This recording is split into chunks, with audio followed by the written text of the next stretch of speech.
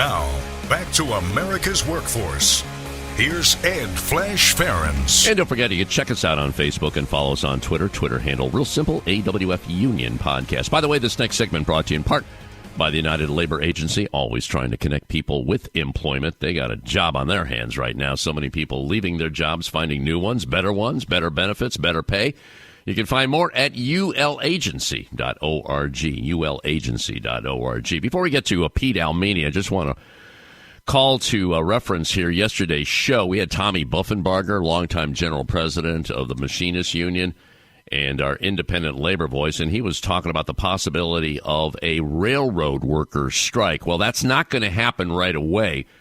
A judge yesterday issued a temporary restraining order against the union, and we're talking about the Brotherhood of Locomotive Engineers and Trainmen. The issue is a new attendance policy, very draconian policy, where workers are saying, hey, we can't work under these conditions. If you get an opportunity to listen to yesterday's show, awfradio.com, and we have all the different platforms to check that out. But just to update you real quick, there's not going to be a strike right away. And if there were to be a strike, my gosh, the country would virtually be shut down. You think the supply chain issue is bad now. Wow. All right, let's go to our live line. Welcome one of our regulars, also a sponsor. That would be Mr. Pete Ielmini on behalf of the Heat and Frost Insulators. And we have a very, very good topic today, a topic that can really enlighten a lot of people and hopefully save lives. Hey, Pete, welcome back to the show. How are we doing today, brother? Hey, how you doing today? Good. My New Jersey guy. Hey, how's the weather over there? We got some frigid cold here. Are you getting some of that stuff over there in Jersey? Absolutely. It's cold and wintry and gray, and we're getting set to handle a nor'easter. That's a big storm that develops off the ocean and brings moisture and mayhem inland. So we're getting ready for that. Yeah, I see that's going to hit, I think, like Friday, Saturday, so good luck on that one. Pete, when you have this bitter cold, oftentimes the furnace breaks down. People use space heaters, fires start, and I know you want to talk today about this high-rise fire that happened a couple of weeks ago in New York City. 17 people, including a number of children, died. And this is something that could have been prevented. Apparently, the media didn't explain the whole story, and you know what? That's why we have America's Workforce. So, Pete, it's all yours. What's the story here? What happened, and what should have happened? Go ahead. Well, thank you, Flash. Yes, 2 weeks ago there was a horrific high-rise fire in New York City, and it's not just isolated to New York City. There's fires all over the country.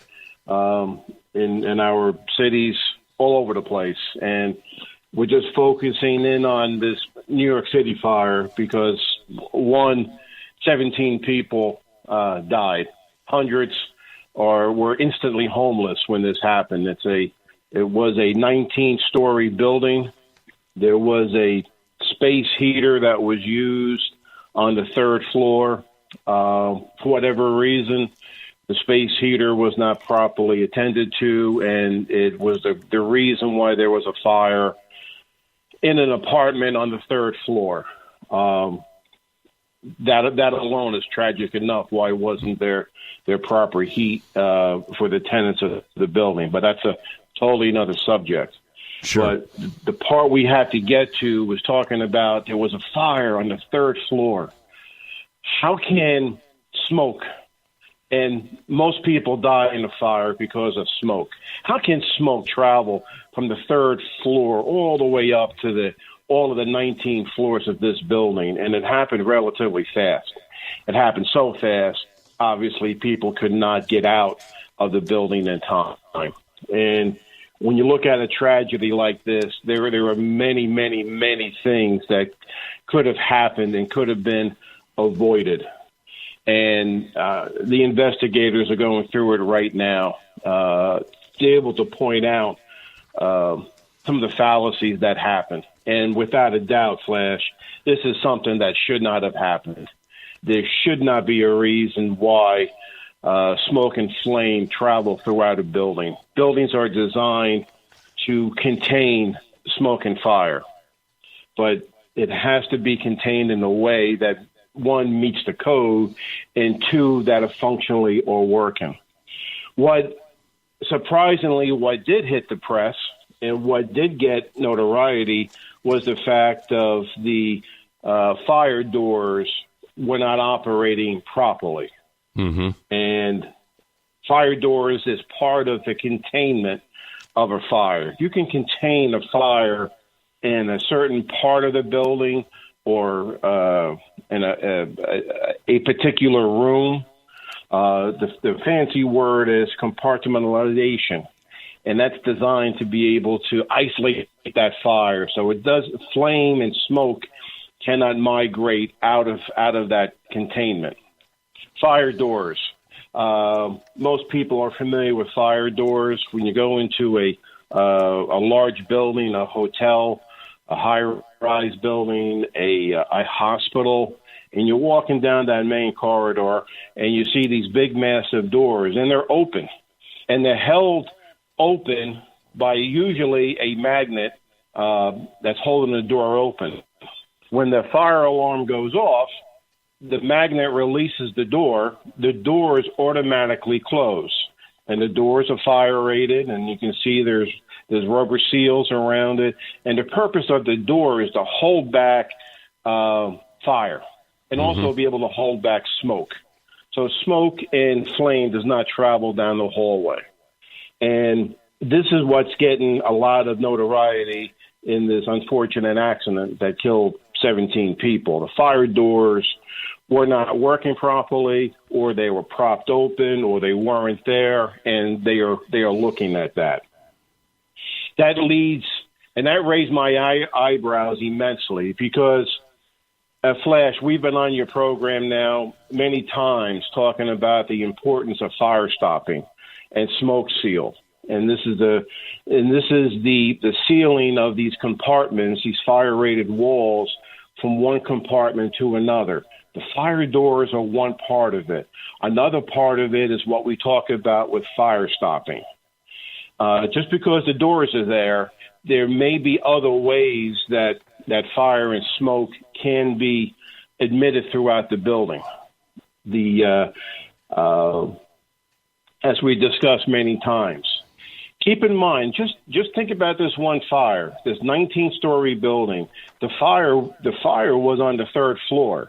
Yeah. Most of the people that died didn't die from flame. They died from smoke inhalation, several floors up.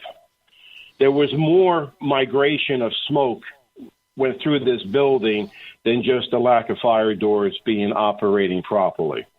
And again, the investigation will show exactly how the smoke migrated up throughout those floors. And whether it be a building in New York City or a building in Baltimore or a building in Los Angeles, it's the same thing, that the Firestop technology and industry has already been established. We have to have the mindset and the awareness to be able to enforce the existing building codes that are already there. The laws are there to be able to have these systems in place in our buildings.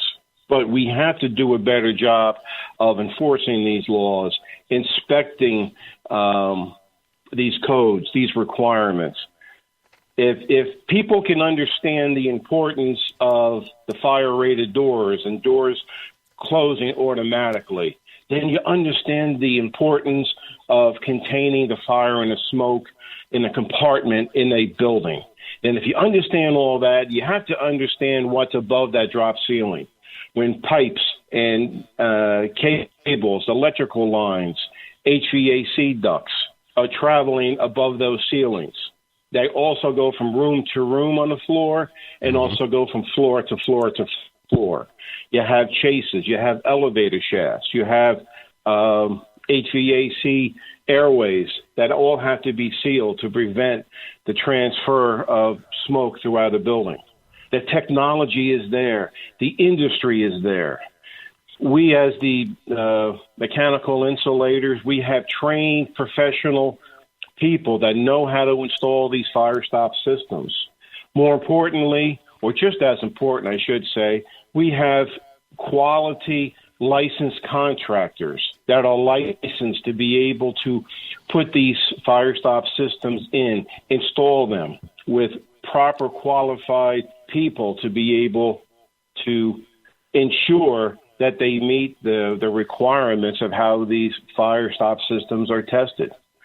The most dangerous thing we can do is people to go out to the hardware store and the big box stores, because you can buy these Firestop products on the shelf, and people may be installing them on their own or having a contractor that has good intentions, but they're not installing it correctly. Mm-hmm. You know, just because you put the materials in there doesn't mean it's going to work. I mean, right. And the same token, you can buy electrical wire and a service panel at the big box stores too, and put that in your home without having a licensed electrician to do it. It's not advised, because if you do it wrong, well, you also may have a fire because of the products that you bought and you installed them incorrectly. Same thing holds true for our Firestop systems. So in this case, if it was sealed properly, we wouldn't be talking about 17 people dying. Is that what I'm hearing in this conversation? You are correct. If the compartments in that building worked properly, then the migration of smoke would not have happened in that building. And it's hard to say how would it have changed the outcome of it, but rest assured there would not be 17 people dead because of it. And the fire doors have to work. The Firestop systems have to be installed. But one thing we have to keep in mind, when you look at fire protection and reducing fires in the building, it's not just a single area that you focus on. There are 4 major areas that all have to be addressed, all have equal importance. Number 1 is education and prevention, understanding what you should do and shouldn't do to start fires, and that goes into the space heater issue. When we started this, you talked about when there's cold weather and there's not enough proper heat in the building. Well, people have to stay warm. It's one of the fundamentals of human nature. You got to generate heat somehow, and the space heater. Sometimes you get the wrong space heater. Sometimes people, unfortunately, even have to use their oven to be able to heat their apartment. But education and prevention, these are the things that have to be understood. The other part is detection. The earlier detection of a fire and smoke is very important to be able to eliminate that spread, obviously. The third part is suppression. Suppression is when the fire starts, how soon can it be extinguished? And the argument of sprinkler systems should be working, should be installed, it should be inspected. Sprinkler systems is obviously, again, a major part, but the sprinkler systems will put the fire out. And the fourth one is containment, as we've been talking, as I talk about a lot with fire stopping, and also the use of fire doors. The combination of all of those 4 items all working together is how you're able to control and prevent fires in the building. They all are important, and they all have to be implemented simultaneously. Pete, I feel like in one of your classes right now. This is a great lesson for so many people listening. Pete Ielmini joining us on our live line on behalf of the Heat and Frost Insulators, LMCT, Mechanical Insulators, LMCT.com. That blog, is that on your website, the Mechanical Insulators website? Yes, it is. Yes, it is. Good. Yeah, those of you listening, you might want to check it out. Very, very well written. We'll continue our conversation with Pete. Later in the show, Mike Dolan will be joining us. He's a legislative rep on behalf of the International Brotherhood of Teamsters. We're going to talk about buying American goods and an update on the supply chain. Back in a few. You're listening to America's Workforce with Ed Flash Ferens. Now, back to Ed Flash Ferentz with America's Workforce. And don't forget, we are available on 6 platforms. That includes Apple Podcasts, Google Podcasts, iHeartRadio, Spotify, Pandora, and Stitcher. When you get an opportunity, just sign up, receive our shows on a regular basis, and give us a rating. Keep those 5-star ratings coming. Greatly appreciated there. Let's go back to our live line. Each and every month, we check in with Pete Ielmini on behalf of the Heat and Frost Insulators. Got to check out the website, Mechanical Insulators, LMCT.com. And Pete wrote a blog that's getting a lot of national attention.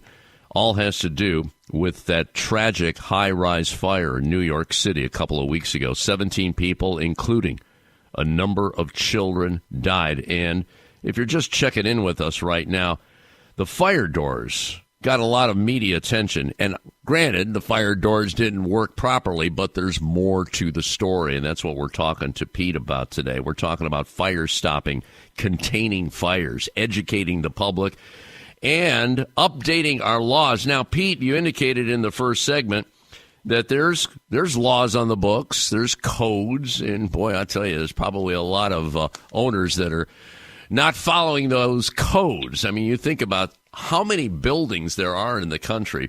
But, again, we can also improve the laws. So where are we with all that in America today? Talk to me about that, Pete. Yeah, it's a great question. There are building codes and there are fire codes. Many times they overlap, achieving the same result, but they are there in existence. The idea of compartmentalization is something that is not new. Buildings are engineered and architects designed to have the compartments within the building to be able to stop the migration. They have to make sure that they follow the building codes to make sure that they're installed and the fire rated walls are installed, and they have to be inspected by the local authorities. And we have to make sure that that is done. Hopefully, this can bring some awareness to some lawmakers that emphasis on these items have to be inspected properly, have to be inspected by people that are properly trained. One thing that we do and we have been doing with the LMCT, we love to be able to train and inform fire inspectors. We pull them together when they want to have this education. We have experts that are properly qualified and actually teach the fire inspectors to be able to what to look for on these Firestop systems. And it's a very specialized craft. It's a very specialized service. And what we want to be able to do is be able to help and assist the fire inspectors and the fire marshals to give them a good education of what to look for with these Firestop systems. Yes, they have to inspect the fire doors, but let's pop off the ceiling tiles and let's look at these penetrations going through a fire-rated wall. And we would help the fire inspectors to be able to understand that industry a little bit more than they may already know. I can only imagine the workload that and a responsibility that are put on these inspectors. And it's easy to point fingers, and nobody's pointing fingers, but we want to be able to help them. We want to be able to assist them and be able to give them the knowledge that they need to properly inspect this. We need our lawmakers to develop laws that are going to enhance and improve these inspections. And you're right.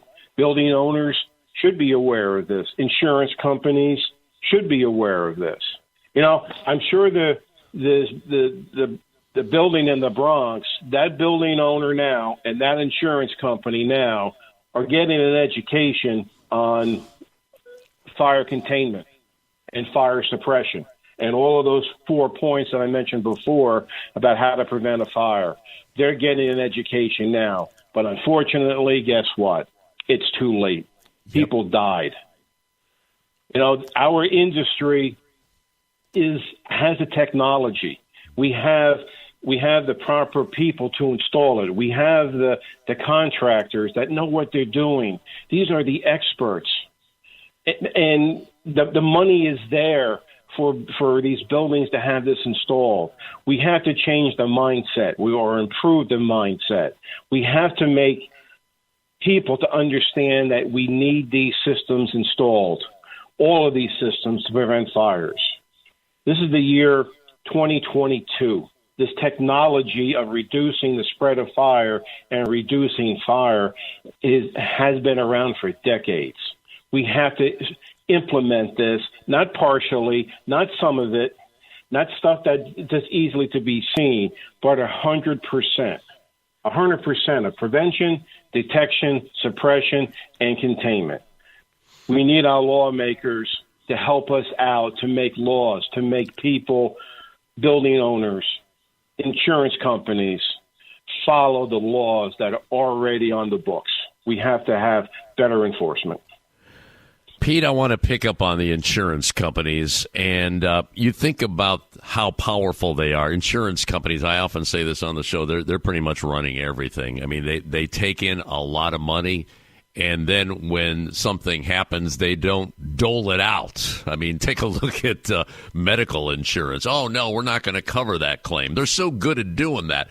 Now, with that being the case, wouldn't you think that they would be a powerful lobby on Capitol Hill to make sure that these building owners are living up to their codes, make sure that there's more laws on the books? I don't know how many more laws they could put on the books, but you would think that they would be extremely vocal on this subject, especially now with lives being lost. What's your take on that?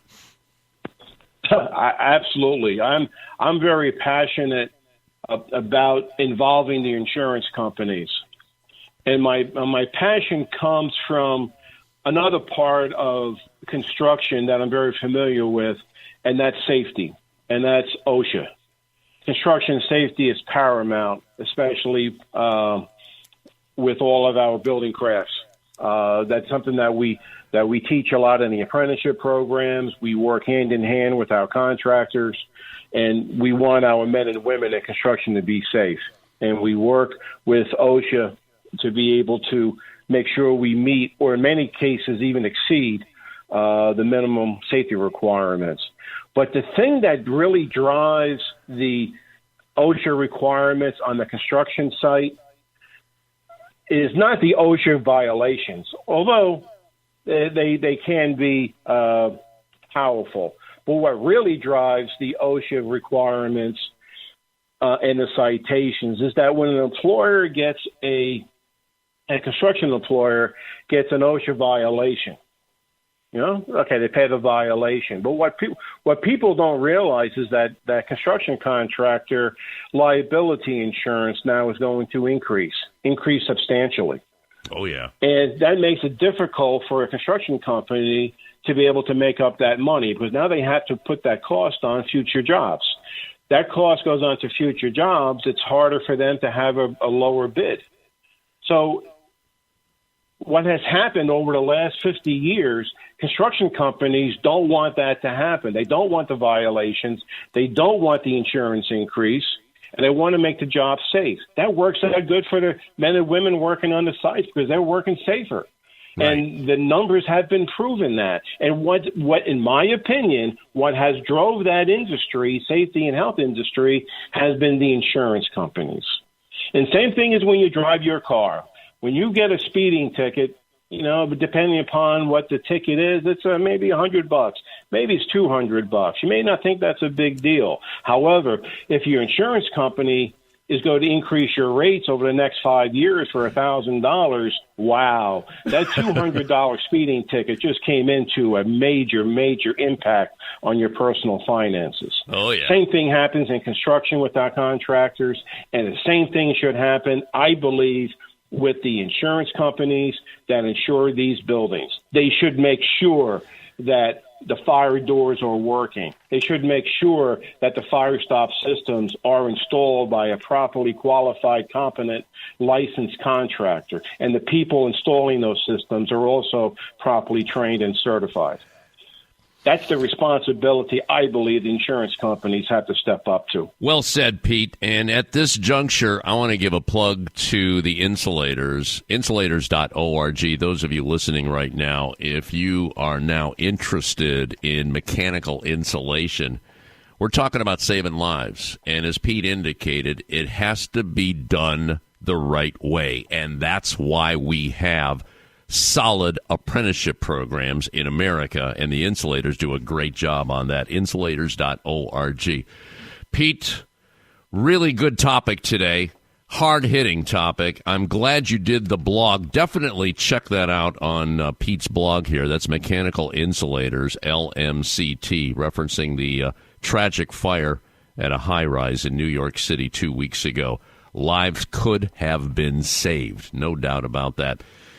Pete, you take care, my friend, and we'll talk to you next month, okay? Thank you, Flash. You take care now. Bye-bye.